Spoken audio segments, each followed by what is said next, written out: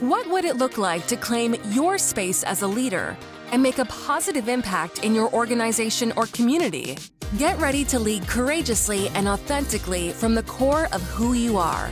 Your leadership coach, Dr. Kristen Albert, will help you recognize how you are uniquely gifted to lead in your spheres of influence and help you become equipped and confident to handle the challenges of leadership. Take your leadership to the next level and create your turning points in leadership. Let's get started. Here's Chris. Hello, and welcome to Turning Points in Leadership. I am Dr. Kristen Albert, and I'm happy that you joined us today. I want to tell you a little bit about the Turning Points Leadership podcast so that you have a context for what it is that we do here in the podcast. I interview folks who are changing the image of the leader from having to be someone at the top of the corporate ladder or holding a title of privilege to be able to have influence. Instead, my guests are leading change in bold and inspiring ways. And I hope that you, my audience, will be inspired by them and consider how you can become a catalyst for change in your spheres of influence. And today I want to welcome my guest, educator, author, and speaker, Dr. Lori Schwartz Reichl. Hi, Lori. I'm so glad we have this time together today. Thanks for being my guest. Thank you for having me. I appreciate having the space to share my ideas and experiences, to have them heard and be valued. So thank you so much. Oh, absolutely. You know, one of the things I have dedicated myself to is especially amplifying women's voices, leaders, women who are leaders, and amplifying women's voices, because we haven't always been heard. So I'm very excited for you to be able to, be able to share that with folks. So let me tell the audience a little bit about you. Okay. So Dr. Lori Schwartz Reichl is a champion of mentorship and motivation. Dr. Reichl's mission is to encourage educators and leaders to reflect on their teaching practices while making key changes to refresh strategies that represent a shared vision to enrich the curriculum, the classroom, the company, and the community. Dr. Reichl's unique experiences have permitted her to expand her multifaceted career into a portfolio as a clinician, conductor, instructor, writer, and speaker. She's the author of nearly 100 articles that have been reprinted with permission by more than 10 organizations worldwide. She designed these mentoring pieces into a graduate course that she instructs at the University of the Arts in Philadelphia and Vandercook College of Music in Chicago. Dr. Reichl also creates inspirational content for a monthly newsletter that has almost 2,000 subscribers, which is just incredible. Musically, Dr. Reichl has served as an adjudicator, clinician, and guest conductor for honor bands in a handful of states. Generally, for all areas and levels of education, Dr. Reichl has presented more than 100 professional development sessions and keynote speeches for educational systems, organizations, and conferences in almost half of the nation's states, including international events. In addition, she's been interviewed for 15 education and leadership podcasts and is thrilled to be speaking with us today. Lori, I aspire to be you when I grow up. I just want to say that. Oh my gosh. Thank you so much. I aspired to be you when I was in your classroom. So we'll give it back and forth to each other. Oh, yes. My sister and I like to call it the Mutual Admiration Society. So we consider ourselves fully fledged members. Well, as you know, you just mentioned when you were in my classroom, and I'm especially interested in spotlighting individuals who embody leadership without needing to have a title, a corporation, or a title of privilege to make a difference. And one of the things I've been fascinated about watching you, and of course, we knew each other back in the early 2000s. What year did you graduate from Westchester? December 2001. There you go. Okay. And I came there in January of 2001. So we crossed paths for about 12 months. But one of the things that I've been fascinated to know is how you made this shift from boots on the ground educator to doing what you're doing now. Could you tell me more about how you stepped into leadership in this way? Sure. I guess I'll start with my teaching path because I feel like it's very important to learn what I was doing before I was doing my current work. So after graduating from Westchester in December of 2001, and I have to say, Dr. Albert, you were such a ray of light when you came to Westchester. Up until that time, most of the professors and educators that I had were male, and we had very few females, and those that were there were much older and farther in their career. So when you came, it was like, here she is. And you brought such kindness into the classroom space, and you made us feel as though we were welcomed, we could share. I remember having a conversation with you in your office about a concern that I had, and it reciprocated into everything that we did in the classroom, in our student teaching, where we went from there. So even though we only knew each other for about 12 months or so, it was an incredible opportunity to have you as a professor and a mentor in my life. So thank you. Thank you for those kind words. I received them. Thank you. Oh, you're welcome. After leaving Westchester, the next day, I graduated on a Sunday, and the next day I started a long-term sub position, which lasted about a few weeks outside of Westchester in the Colonial School, Plymouth Whitemarsh School District. But I eventually transferred to Daniel Boone School District a few months later, where they had a position available, and I became the first full-time band director for that school system for 5 years. I was responsible for helping to grow the program. It had been a junior, senior high band, and it went to a middle school, high school program. I was responsible for creating, designing, and implementing that curriculum. And I had 212 musicians that I was responsible at the time. So at the age of 23, I looked like some of my eighth graders at the time, but I had to manage the space as this leader to help them aspire to what they wanted to do and to encourage them to continue on. I was there for 5 years. I loved my time there. I would have certainly spent my career there had I not met my husband, he's an electrical engineer from the Baltimore, DC area, and his job, and he made it very clear, was stationed in that area, and that if we were going to continue a life together and wanted to, build a life together, that one of us would move. And so I made that decision. I was ready for a change. And so I made that decision to move from rural Pennsylvania to suburban, urban Baltimore.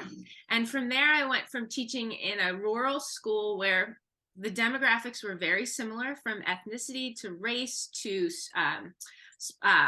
special education to socioeconomics, even religion, to a school that had 74 nationalities represented. We were a Title I school. We were placed into corrective action while I was there, which means we were taken over by the state because we couldn't pass, or certain population of students, so they say, couldn't pass standardized test scores. But even during that time, we proved that music was a great place in their life, and that oftentimes that's the reason why children come to school. I had an administrator who supported my teaching efforts and supporting the subject that I was teaching. It wasn't an easy change. So I went from teaching in a very large school where I felt very comfortable to a much smaller school, completely different demographics, different needs. We had students who were homeless, didn't nearly have the resources that the children I had at the previous school did. But that was a blessing in disguise. And I needed to experience that opportunity to help a different population of students and their families, and to embrace the uniqueness that those children, that community, and their families could bring. And I walked in there and thought, if we're going to do this, I'm going to love them like human beings first, and then we'll make music second. And so once I realized that they just needed someone in their life that could support them, that could love them, and could believe in them, the music came. And so after 8 years of being at this school that had originally been a revolving door of band directors, we were the featured middle school band at our state music conference, and we shared our love of music and learning with the community.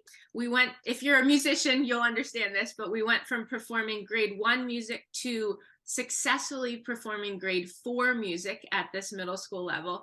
And the families and students just rallied around what it meant to embrace our uniqueness and to unify a cohesive sound.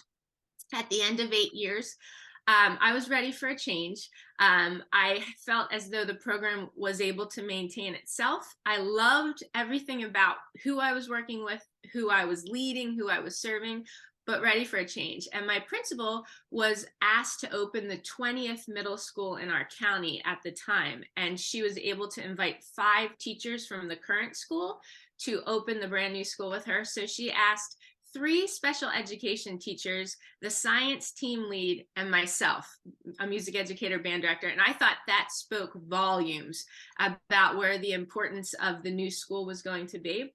I took about 3 weeks to make my decision, but after I threw up, overate, cried, I decided I was ready for a change, and I was ready to help another community and to inspire them. And so I made that change. I was there for about 1.5 years, loved every minute of opening that brand new school and developing that curricula and inspiring those students. But at the age of 37, I had my first child, Harper. And then 2 years later, at 39, I had my son, Hudson. And I made a very clear decision that as I was halfway through my career, I wanted to really focus on family. And so I went to my school system and asked, could I work part-time? After my 12 weeks of normal maternity leave, could I return on a part-time basis? This was in 2016. And so they said no. And they, not just for me, but for anybody, they would not take a full-time position and turn it part-time. They did offer me, and I'll give them credit, they did offer me part-time positions, but it was not in the area that I felt were my strengths, nor that I knew that I would want to leave my children every morning to pursue a different position. So I made the decision to go on leave, and then eventually I left the school system. And during that time, it was my mission to stay as active within education, also within music education, and to remain relevant. It was important to me to stay up on all of the new teachings. I ended up going back and earning my administrator certificate, and then eventually earning my doctorate a few years later, and to offer what I could to music teachers. And it became very clear that what I had to say was resonating with other people. And so I started by writing a column for a music education magazine. And very soon, some of my colleagues said, Lori, this work is transparent into any area of education or even outside of education. And so I started to write a little bit more generally then. And so my column was then picked up by the National Association for Music Education, and that allowed me to touch 130,000 music educators at a time and to share my work and so forth. And so I realized with the support of my husband, my family, and many people that helped with childcare along the way, that teaching does not have to be in the constraints of a school building or 4 walls. It can be anywhere. It can be within your home. It can be within your community. Just like you say, you don't necessarily have to have that title to be a leader. And it took me time to develop that and to understand that. But once I grasped that concept, I just kept going with it.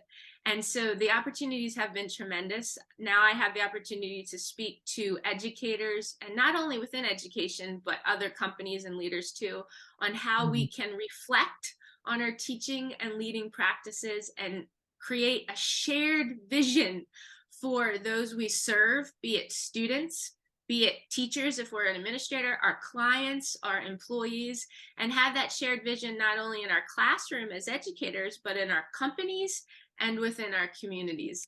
And it's just been amazing to see. And every day, every week, every month is a new opportunity. And for me, I like making key changes. And so it has been awesome to see where this continues to go. Oh, it's just so inspiring. Oh my goodness, just incredible. Thank you. I'm a very much a feeler. So right now I'm just like feeling this warmth that's just flowing over my body. I feel like I've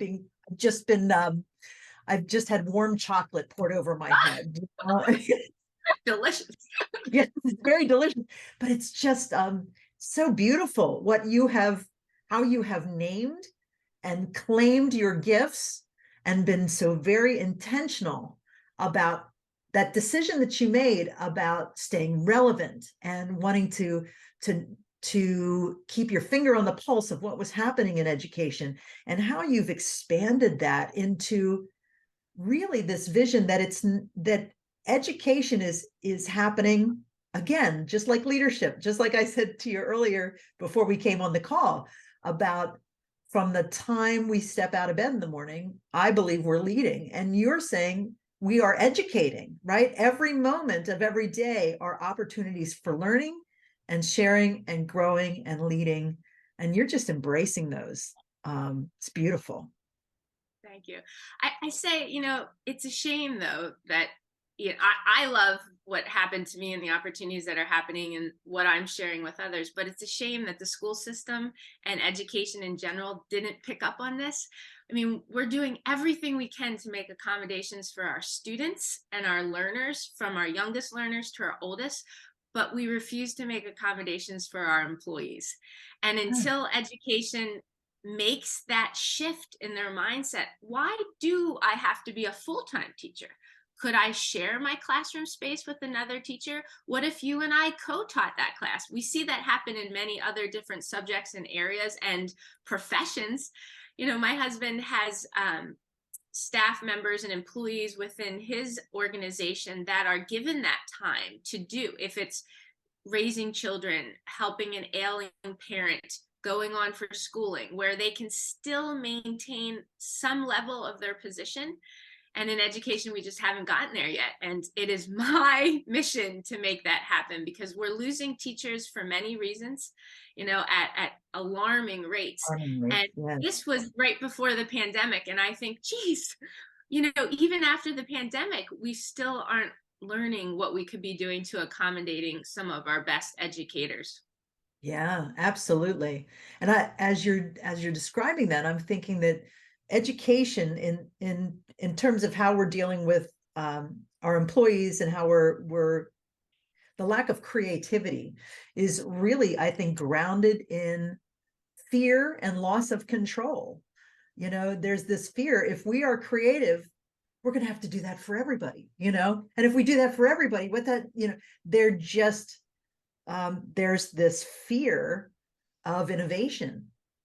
And I think it's really holding education back for what it absolutely could become. Yeah. And think of the dividends that would pay for the children in those classrooms, if their teachers are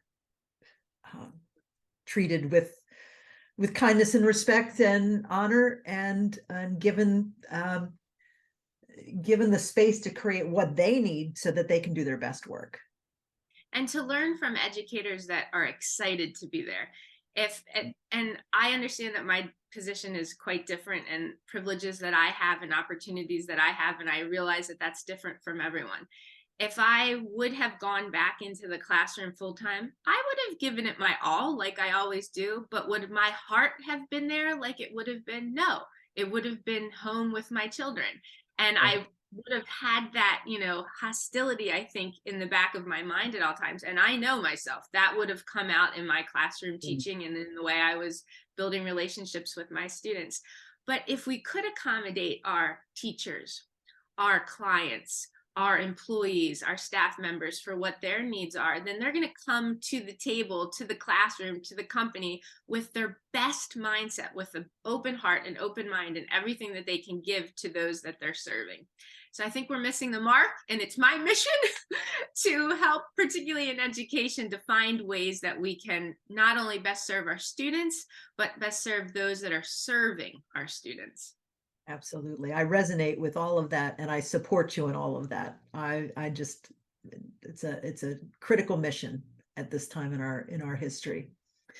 Well, I really would like to also dig in now to some questions specifically related to your leadership and where you learned it. And one of the questions I always like to ask my guests is, what is one of your early memories of leading or leadership? It could be something where you remember yourself stepping into leadership, or maybe even observing another leader and either saying, wow, I want to aspire to that, or, ooh, that's not where I want to be. So let me open it to you. What are some of your earliest recollections around leadership? Sure. You had sent me the questions ahead of time, and I was really thinking about these, and I just kept coming back to my parents and what I was learning, not only in my home, but also what they were doing outside of our home. So both my parents were and are, they're not working in the classroom anymore. They're both retired, but we are always an educator. So they were educators growing up. And my father was my elementary and high school band director. So talk about crazy weird when you had a crush on the boy that sat next to you in the saxophone section and your dad was the band director. Not cool. When you're 16 or 17 years old. But I could see beyond that awkwardness that time to realize that he was the greatest teacher that I had at the time in my school, and still is, and has offered support to me along the way. But what my dad was, he was a pillar of excellence in the community. He taught for 31 consecutive years for the Northeastern School District in Manchester, Pennsylvania, and York County. And he retired with 35 years with his service time. He was in the Air Force bands. And he was just, what he taught his students was a love of music making. And not only that, but what to expect in his classroom. So his expectations were extremely high, but we understood why. The reason was that we could make great music together. We could be unified as a cohesive unit, and we could have unity. And we loved him and being in his class and making music because we understood the expectations. And he listened to us. He allowed us to, offer suggestions and so forth. And then my mother, she began her career as a high school English teacher, and she directed musicals in the Penn Manor School District in Lancaster County, No Pennsylvania. kidding. Yep. And then she ended up transferring to Northeastern School District. Unfortunately, she was furloughed. So the last 5 people that were hired at one point in their budget timing, she was then laid off, but immediately got a position in New York City public school system, where she ended up going from teaching high school English to elementary reading. And so she was a reading recovery teacher, and she taught some of our neediest readers how to read. And she was teaching students who, I remember the stories that she would bring home, students whose father shot their mother, whose parents were incarcerated, they were homeless. She was taking clothing and jackets into her students at all times. But I would, because I had the opportunity to be with my dad all through school and on a daily basis, I saw at home that, that bonded my father and I in a very unique way. And my mom and I did not have that unique bond. And not that she would say anything, but I could tell, I think she was a little jealous. I was probably a little jealous too, that I didn't get to see her in teaching action. So I made it a point to, as often as I could, go to work with her for Take Your Child to Work Day. Or if we had off of school, I would go in with her from time to time. And it was just incredible to see her working with these small students, and how her dramatic personality came out when she was teaching them. She was so creative, she was funny, she was dramatic, and her students loved what they were learning because she loved them. And it became really clear to me that it didn't matter if they wanted to learn to read or they liked to read. They did it, and they liked doing it because she loved them. And they felt included, they felt welcome, they felt heard, they felt valued in her space.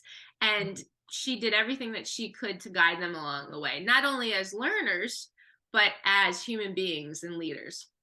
So it's really, I mean, when I thought about it, I kept thinking, oh, what about me? A section leader in band or student government. No. I just kept coming back to my parents and what they taught me, in the home, in their classrooms, in the community.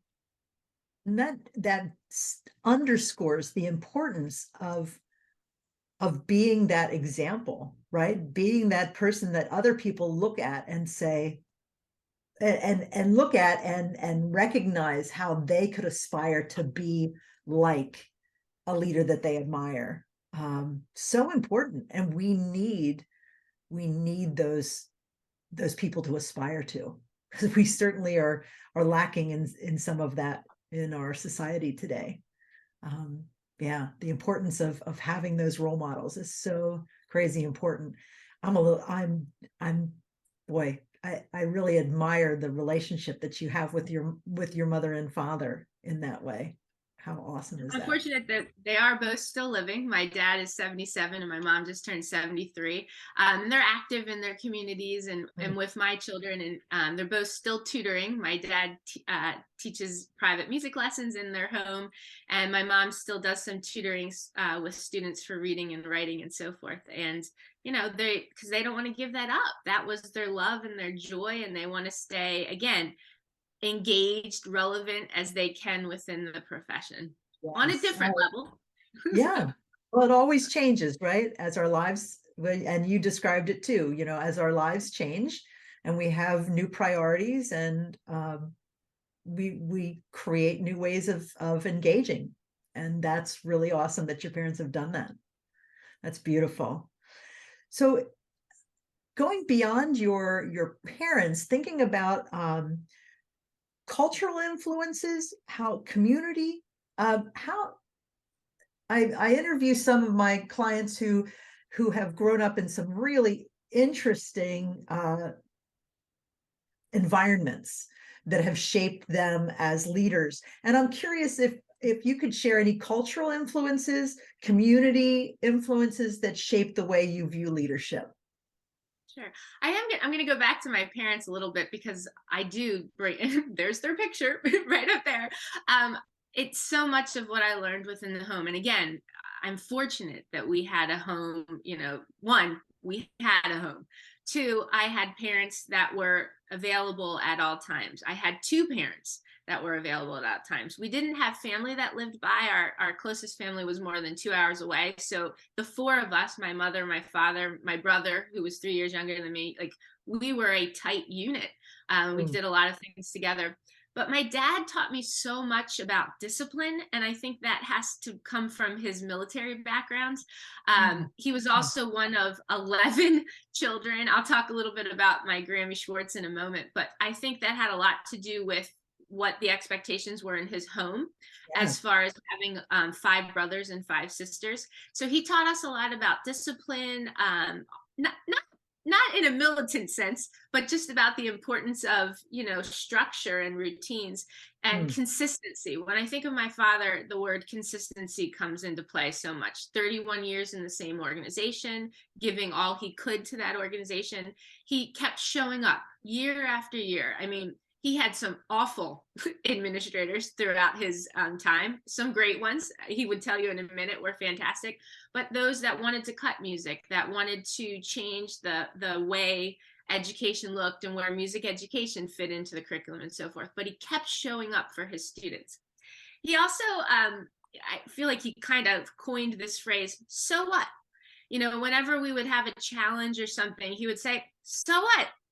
Keep going. Anytime that I would be up for a new job or I wanted something different, if I didn't get it, and I would call, hysterical, crying, to tell my parents that I didn't get the job. My dad would say, so what, Lori? Keep doing what you're doing and that sort of thing. So I often use that phrase, so what, a lot. And he also taught me and said it to me on many levels that what you don't know, you'll learn. And if you're entering a new position or if you're in an uncomfortable situation, meeting new people or learning new priorities or responsibilities in a job, that you won't, what you don't know, you'll learn. Because oftentimes I would get myself so nervous about moving to a new place or starting a new job or a new position or responsibility. And he would just say, you have every skill set that you need and you'll learn it along the way. And then my mom just taught me about being you, embracing your uniqueness. She was just so creative in what she did. She taught me how to think outside the box.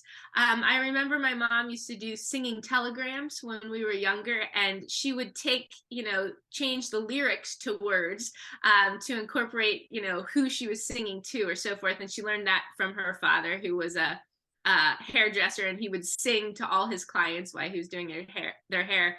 But her phrase, like my dad's was so what, my mom's was what you focus on expands.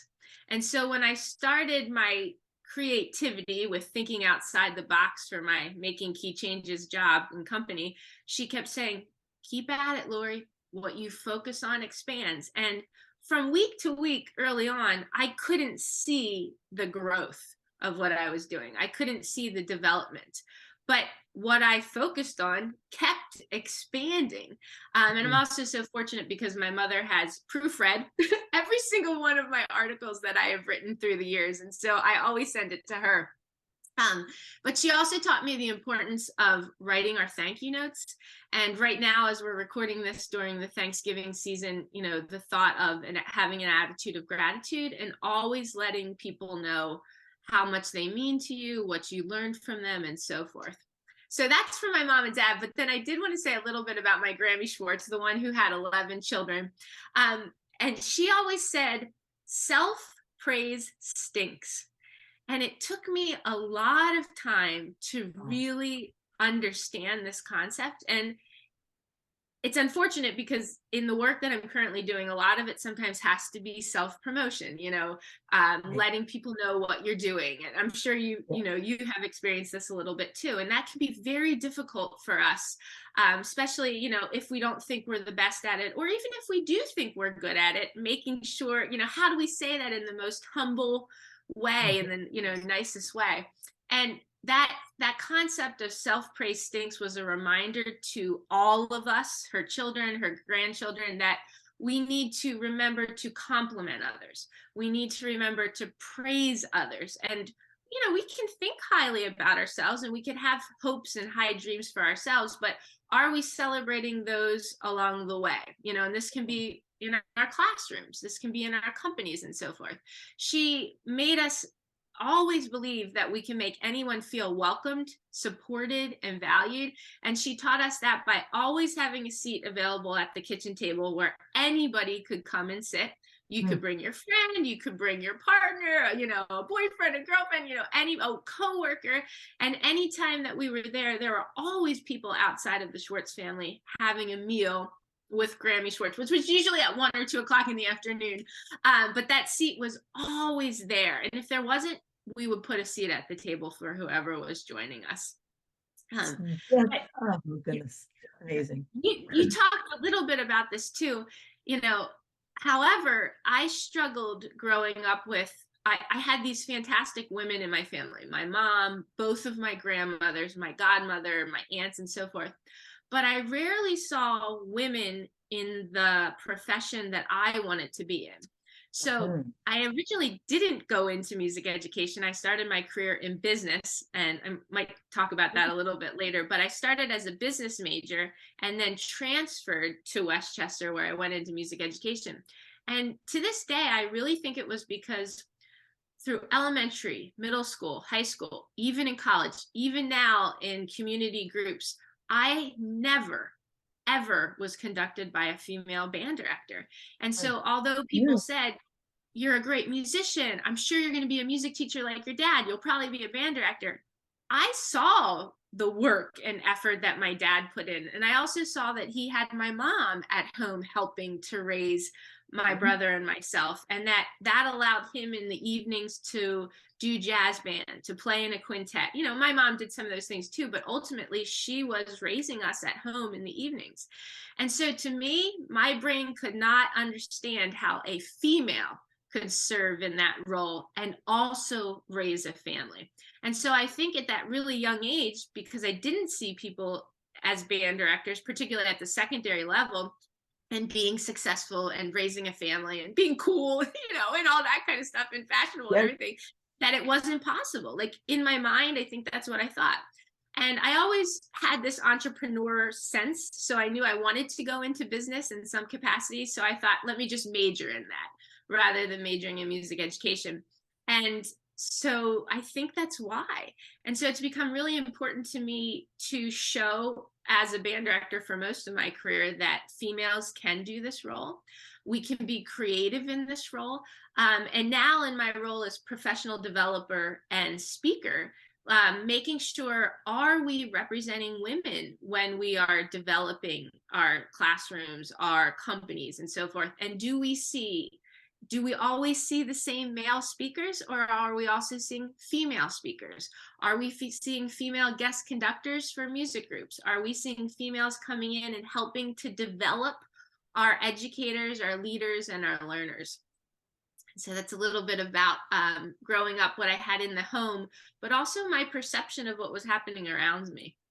Yes, and indeed, you are leading the way. I mean, as I was reading your bio, you are stepping in boldly and confidently as a woman, right? And to all the young girls that are in your ensembles, this is their chance to see themselves, see the possibility of themselves being in front of the group, and a strong women leader doing that. So that's beautiful. Thank you. As you were telling that, I was wondering, did I ever have? And no, I did not. Yeah. Not in elementary school. I had female music teachers, but no, in any ensembles, never had a woman conductor.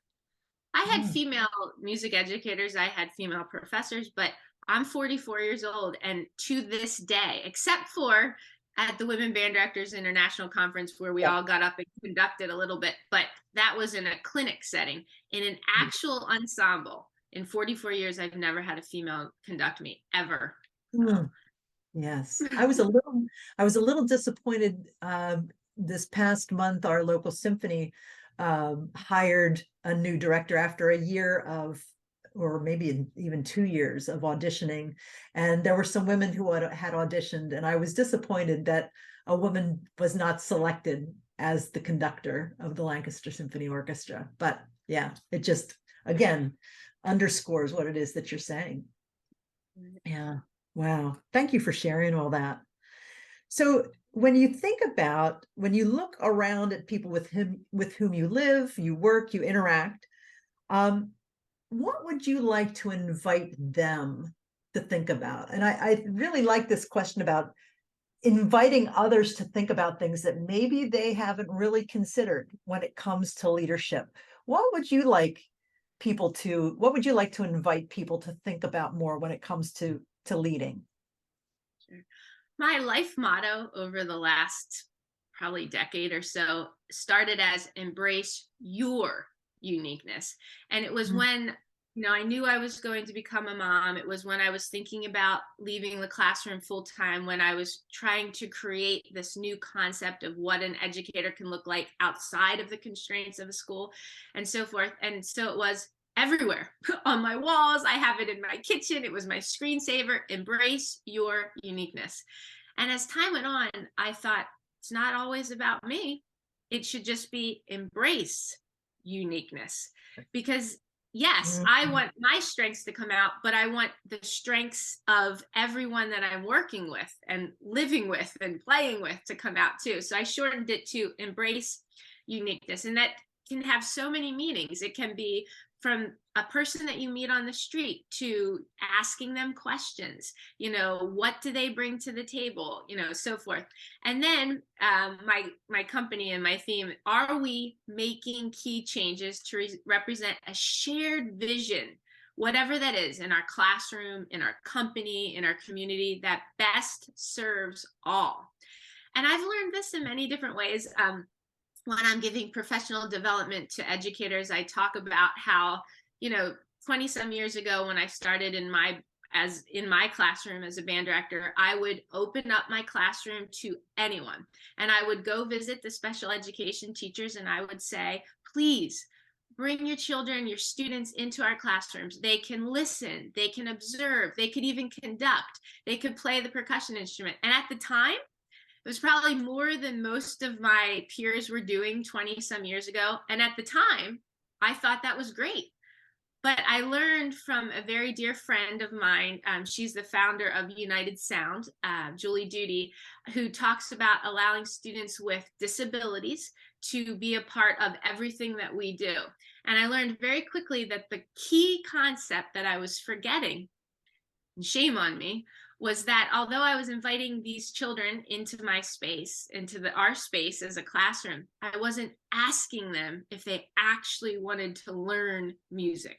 Did they want to read music? Did they want to play an instrument? Did they want to participate in the ensemble like their peers were doing? And so I was not embracing their uniqueness, and I was closing off my classroom, even though I thought I was opening up the space at the time and being inclusive. I wasn't being totally inclusive in my space. That has a lot to do with what my doctoral research was on, what my thesis was. I'll talk about that a little bit too. But it taught me that, are we going to every corner of the school, of the company, of the organization, of our community, to hear what every member wants, or what their needs are, or how they want to be a part of our classroom or our company or our community? And how are we treating the people that we serve? Are we listening to them? And not only are we listening to them, but the next step has to be, are we adapting our practices to what they have to say? So if we're simply listening to them, so what? What are we doing with that information that they are giving to us? And then, are we following up?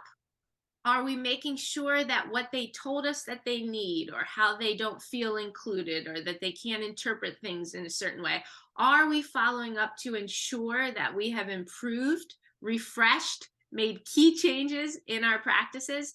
And then finally, are we thanking them? And so my doctoral thesis was entitled "The Student Voice: Perceptions of Students' Representation of Themselves in the Classroom." And I interviewed students across the nation to ask them, do you see yourself in your classrooms? From a female conductor to a person of color to a person with a disability. Have you seen people that look, sound, or had similar experiences leading your classroom, presenting to you, conducting, teaching you, and so forth? And the answers were amazing. Some of them were simple, like yes or no, but some of the students really went into depth to say, no, this is the gender that I identify as, and I have not experienced this gender in my classroom, or I have had this disability, or I feel depressed and no one has talked to me about that, and so forth. So it's really interesting. And then when I do a lot of my professional development with full school staff, I ask them and encourage them to think about things in three ways. One, to reflect. Think about, look inside yourself. My one presentation is mirror, mirror on the wall. Am I providing opportunities, reflecting all, and to reflect? Am I? And it took a lot for me when Julie said, yeah, but Lori, you're not asking these children if they want to learn to read music or play an instrument. So really reflecting on our practices. Two would be then researching what is needed to improve these practices. And it could be me providing resources for them, you providing resources, giving them recommendations of where to look. And then the next part is refreshing that classroom based on what we reflected on, what students are saying, what people in our company are saying, and then following up and reviewing again to make sure that we are meeting the needs. And so I always talk about it as reflect, research, and then refresh with that final review part. And then, are we having an attitude of gratitude in everything that we do? And it's been really important. This is American Education Week, the week that we're recording this, and it's appropriate that it's the week before Thanksgiving. And every day on social media, I'm posting something for anybody. It doesn't have to be those in education to think about. And so when I give professional development to school systems and organizations, afterwards, I have them think about four things. One, knowledge. What did you learn? So even at the end of this podcast, your listeners could be thinking, what did we learn today? Was there something new, or a new strategy or idea or way of thinking? Two, improvement. How can we do things better? What can we make better in our classrooms, our companies, our organizations? Three, who or what inspired us? When you opened up today, Kristen, or Dr. Albert, you said, and I actually wrote it down because I want to quote you at some point, but you said, from the moment we step out of bed, we are leading. And so that inspired me just from what you said there. And then the final piece is gratitude. How are we showing gratitude, and are we doing it in a meaningful way? I wrote a whole article about this. It's, we're so programmed to say, thanks, thumbs up, fist bump, or put a little blurb on social media. Well, that might not be the way the receiver would like to receive the thanks. And Mm. maybe it needs to be picking up the phone or writing them a card or a letter or creating a video about why they were so wonderful to you and what you have to give thanks to. So it all starts with embracing uniqueness, listening and adapting, and then how are we showing gratitude for those people within our classrooms, our companies, our communities, for what they are doing. How do you resonate with this concept of awareness, developing an awareness, reflection? Why is awareness and reflection so very important to a leader? We can't make key changes in anything that we're doing unless we understand how the people that we're serving and leading feel, interpret, and learn. Those were the three concepts that I talked about in my doctoral thesis. How do students feel? Do they feel as though their background and experiences are being shared in the classroom? And that can come from the music that they listen to in their home, to their church, to their community. Is that music being performed, rehearsed, or even talked about in the classroom? So feeling, how do they feel? Interpret. And it comes back to, when I was inviting students with disabilities into my classroom, I was thinking that they felt welcomed, but what were they interpreting? They were only permitted to do so much in that space. I wasn't allowing them. I hadn't even thought about it. Shame on me that maybe they would want to learn to read music or play music. So feel, interpret, and learn. And we all learn at different paces. We all learn at different speeds. I mean, I didn't share this earlier, but I was in first grade twice. And so my parents held me back in first grade. One, I was a little bit younger because of where my birthday fell at. My birthday is August 23rd. So I was at the very end. But after sending me to Catholic school for first grade, my parents realized, one, that it was very far away from where we were living, but two, I was not receiving the speech help that I needed. I don't know if you can pick up on that in my talking at all, but I was really having difficulty with my speech. And it comes out sometimes when I talk, I have difficulty sometimes pronouncing words. And my husband says I often will use an incorrect word. And my friends make fun of me all the time, but I think this goes back to first grade and some of the difficulties that I had and some of the learning disabilities that I had with speech and so forth, and not always choosing the correct word for what I meant. But that was just something, that was a learning disadvantage that I had. I don't even think people would think that now when they look at me. So when I share that with students and I say, so what if you didn't make that audition or you didn't get that scholarship the first time? I was in first grade twice. And then I also, made that change in college because I wasn't learning in business what I wanted to do to find my passion.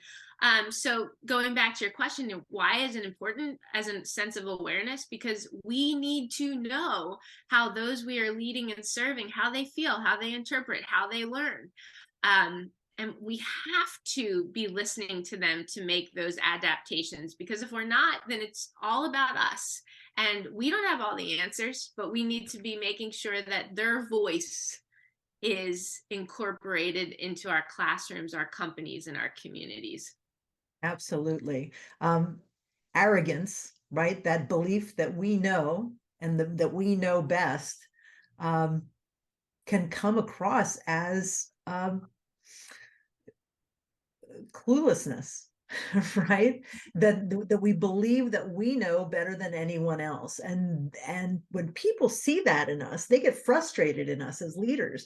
It's imperative that we take the time not only to reflect on what others need, but even to reflect on how we are showing up as leaders. Are we being open and available to this learning? Not just having the audacity to believe that we know, or the unwillingness to explore the possibility, but just that importance of recognizing that we don't know what we don't know. And we have a responsibility as leaders to make sure that we are tuning in to learn what it is that we don't know. And And yeah, go I'll ahead. follow that up with, and I talk about this all the time. Are we going to every corner of our company or our community or our classroom to Mhm. make sure that those students, those employees, those community members feel welcome in our space, feel included in our space, and feel as though their voice is being heard? So, are we going to every corner of whatever we serve to make sure that no one is being lost in the mix? Thank you for that. Just such rich conversation. I'd like to ask you, you've talked about the importance of knowing your values and your guiding principles, right? And I would like to know what value or guiding principle really informs your work and is infused in everything that you believe, or how you approach leadership. Embrace uniqueness. It's the motto that I live by. And if everyone did that, I mean, think of that from the political lens Mm-hmm. to companies to our communities. If we all just understood that everyone has something to offer in Amen. any part of it, and that we all have strengths and limitations too. And Yes. I can make a list of what my strengths are, but I could also make a list of what my limitations are and what I'm trying to make better about myself or my leadership skills, or who I reach out to when I know that it's a limitation of mine. And I often use the word limitation as far as weakness, because I think weakness sometimes has a negative sense to it, but limitation could be something that's limited right now, but we're working Mm. on making it an improvement or making it a strength of ours.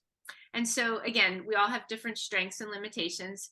And it's interesting because I'll speak of this from when I'm guest conducting. So if I'm guest conducting an honor band, I just did one up in the Penn State area 2 weeks ago. But I'll always say to the students, regardless of how old they are, if they're middle school, high school, college students, even adults, I'll say, listen, I might not look or sound or act like your homeschool band director. That doesn't mean that one way is right or wrong, or that someone's doing something better or worse, or one of us is, better or whatever. It just means that we're different in the way that we do things, and that you might learn something from me that you may not have learned from before, or you might share something with me that your band director or teacher or leader does that I could learn from. And so realizing that there's no right or wrong, sometimes it's everyone's strengths and limitations, and how can we get better at what we're doing. And then the other part, and I think I learned this from probably my grandparents, that whatever you are, whatever you're doing, wherever you are, to be kind. And we can have very high expectations, we can have very unique and specific routines and structure for our days or our responsibilities or how we do things. But are we smiling? Are we complimenting? Are we asking questions? I talked a lot about, asking questions and then adapting. And again, you can have these high standards and still treat people with respect, with dignity, and with kindness. And so I think about the different spaces that I've been in as an educator and a leader, and I see sometimes where the leader is not treating people kind. They want them to follow the rules or their expectations or policies or procedures to a certain point. And we all, again, learn at different paces. We all bring different strengths and limitations to the table. But are we treating each other with kindness?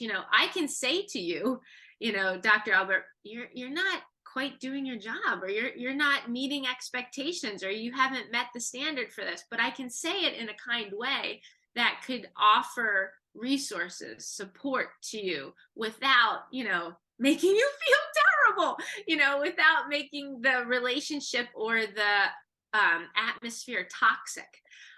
So making sure that we are embracing everyone's uniqueness and we're treating them kindly along the way. This message that you're saying right now, this is the message that has to get out there. This your message needs to go viral, and not just the message, but taking it and putting it into action.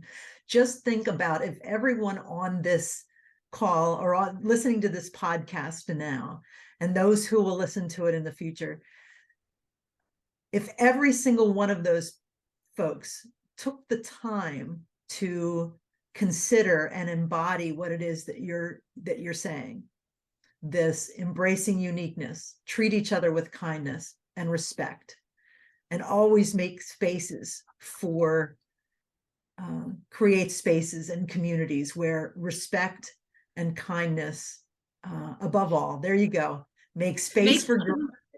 Yes, listen to the podcast.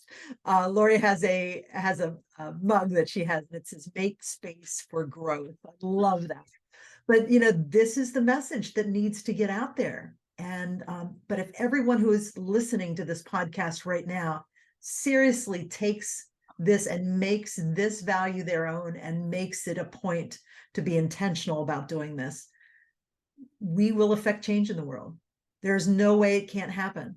It must happen, and we must commit to that. So thank you for sharing that value. Yeah, it's difficult because we're human beings, but it's your guiding principle, right? And it infuses everything that you do, and it's so evident. It's so evident in just how you come across and everything that you've said. So you're living it, sister. It's really great. Sax sister, right? Yeah. And as we finish up, what is one of your favorite leadership quotes? Well, I always say my motto, obviously embrace uniqueness, but my quote, and I actually wrote it down because I don't want to say it incorrectly, but it is an Alice Walker quote. And I think about this particularly in the last 7 to 10 years, where I've really been creating the life that I've wanted and imagined. And it is, look closely at the present you are constructing. It should look like the future you are dreaming. And so making sure that everything that we do, from letting people know what we want or how they could help us, and in return doing the same. When I first started this work, I kept a lot of things to myself. I was very secretive about it for whatever reasons.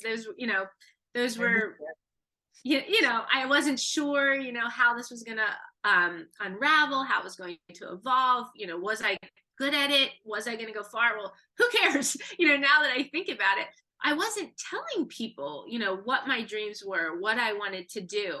And I learned, it took a while, that I have to share this, Yeah. And even if somebody wants to do the same or similar work, they are never going to do it the same way that I am. So even if I'm in competition with someone for a job or a proposal or a speech or something like that, okay, they can be great too. But I know in my heart that they are never going to say what I would say, or with the values or thought or love that I would say with it. So am I telling people? Are we sharing with people what we want, what we need in our lives, what could help them get to the next level in our job, our career, our families, our personal lives, whatever? And then are we doing the same in return? I often say, you can tell when somebody wants to have a conversation with you, they will reciprocate the question. If they don't ask you the same question back, they don't care, but are they, doing that in return? And then are we setting boundaries? And this is something that I'm still learning, and the one thing that I've actually taken this particular academic year into mind is less texting.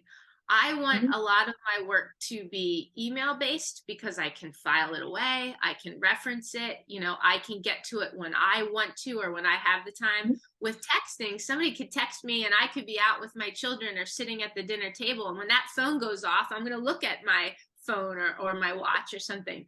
So I'm letting people know, if we're friends, and we're, joking back and forth, texting is appropriate, or if it's an emergency, that sort of thing. But if it's work related, let's keep it to email or phone calls.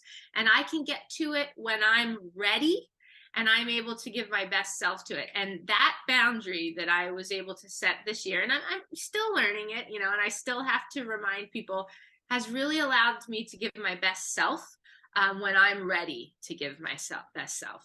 And then just to end with, keep going. Everyone's pace is different. Your journey is not going to look like the person next to you, and it shouldn't. And just to be you and to embrace your uniqueness along the way. I love it. Those are just wonderful, wise words. In the Turning Points leadership community, I have a group, or not a group, a topic that's on this personal leadership, self-care, this boundary, how important that is to leadership. And you have to cultivate that. And so one of the things that I hope when people come into the Turning Points leadership community, they will be looking for is support in helping them to create those boundaries, right? So that they can properly attend, because what was it that your mom said? What you focus on expands. Expands, exactly. So if you're focusing on all of the interruptions and all of the things that you really need to put a boundary around, that's just simply going to expand, and it's going to overtake your life if it hasn't already. So just really sage advice. Thank you. Yes, thank you. So what is the best way for people to connect with you and learn more about you and your work? They can learn more about me and the passionate work that I do at makingkeychanges.com. And they can email me either through the website or Lori@makingkeychanges.com. And I would just like to thank you, Dr. Kristen Albert, for allowing me the space to share my ideas and to have them be heard and valued. Again, I'm Dr. Lori Schwartz Reichl. My motto is embrace uniqueness and to treat people with kindness. And any way that I can help you, your school, your company, or your community, I would love to connect and collaborate with your listeners to design and present professional learning opportunities to those that they lead. So thank you for that space to allow me to share. Yes, thank you, Dr. Lori Schwartz Reichl. It has been absolutely a pleasure having you on today's show, and I'm very excited to see who will be touched by this and who will seek to connect with you, and how people will really be changed in how they see things and how they and how they step into leadership in as you are doing, in bold and inspiring ways. So thank you so much for being a guest today. Thank you to all of my listeners. Please take a moment to like, to comment, and to share today's episode so that we can encourage others to step into their leadership in these bold and inspiring ways. So thank you, everybody, for being here. Thank you, Dr. Lori Schwartz Reichl. Everybody take care, be well, and we'll see you again soon. Bye-bye now.